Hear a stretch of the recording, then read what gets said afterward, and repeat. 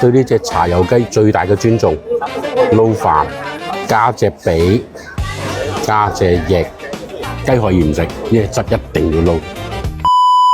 2年前呢，就靜雞雞拍過一間農莊，嗰隻時候個農莊呢，就喺四會嘅穗崗嘅邊上。咁聽聞最近佢又搬咗地方喎，因為太多朋友問我要佢嘅呢個地址同聯繫方式啦，所以今日呢，為咗呢隻雞，我又嚟到四會啦。你好，我話我唔知你會唔會鬧我啊？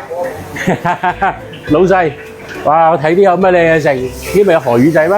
有啊，加多啲河魚仔咯。河魚仔啊，係啊。呢個係招牌菜啊，呢度嘅紅燒肉。嗱，睇到隻雞就知道夠日子嘅雞啊。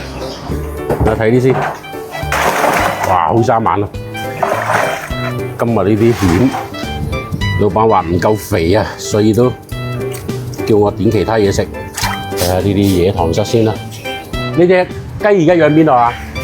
而家呢度望過去咧，就喺中間嗰啲位置。哦，喂，而家就大方，邊個嚟都唔怕，但係都係要訂下係嘛？呢啲咁嘅鴨啊、赤雞啊，就咁野放嘅喎。呢度仲唔係我哋老細嘅養雞場添，呢度係佢側邊嘅。呢啲先係養雞嘅地方嘛。呢個品種係有啲特別嘅，佢同麻雞又唔一樣，同生黃又唔一樣。泥曲生雞啊，泥谷生雞就喺度嘈翻個零月，一日賣得最多嘅時候可以賣幾多隻雞啊？100隻。哦。好，我哋翻去食雞啊！睇完雞啊，睇老闆斬雞啊！我哋之前有做過其他嗰啲比較普通嗰啲雞嘅，啲雞總殘雞唔係啊。你睇呢個皮下脂肪都唔多喎，呢隻雞。你上次嚟食嗰啲大隻。哦。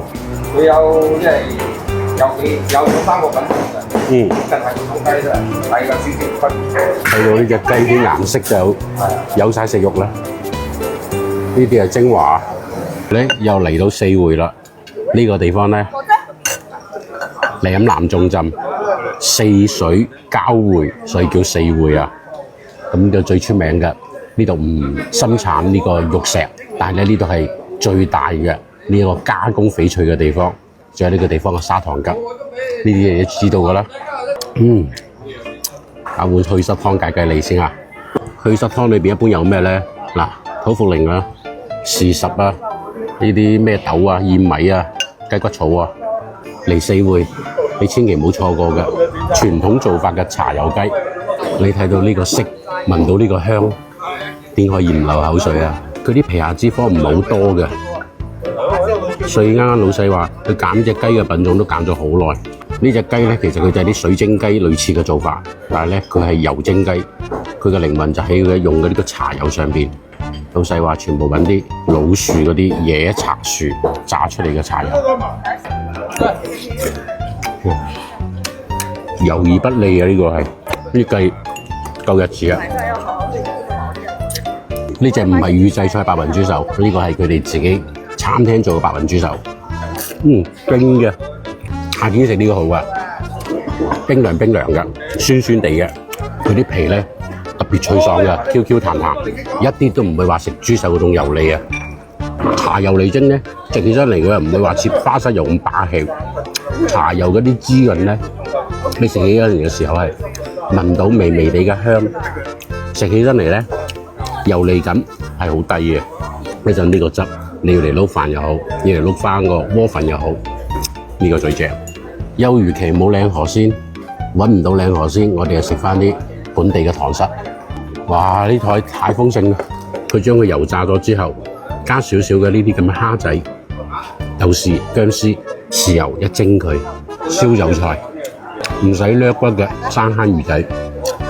如果你揾到啲本地嘅塘虱咧，建議就冇錯過佢啦，完全冇泥腥味，咬落去嘅時候已經有少少感知啊啲肉。如果你外邊嗰啲唔乾淨水嗰啲啊，啲肉霉嘅，5個菜1個湯。今日又過分啦！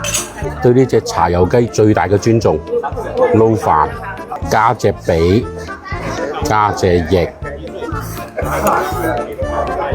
雞可以唔食，呢隻汁一定要撈。把慢慢喎，食飽喎。飽啊！即係每台必有茶油雞或者茶油鴨。哇！下次真係要提前訂，要食翻一次茶油鴨先。幾多啊？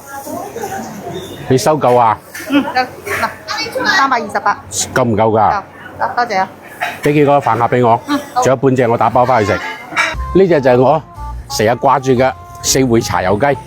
啱啱講漏一樣嘢啊！四會呢個地方，我哋六祖喺度成佛嘅地方啊，有冇講錯啊？翻屋企啦！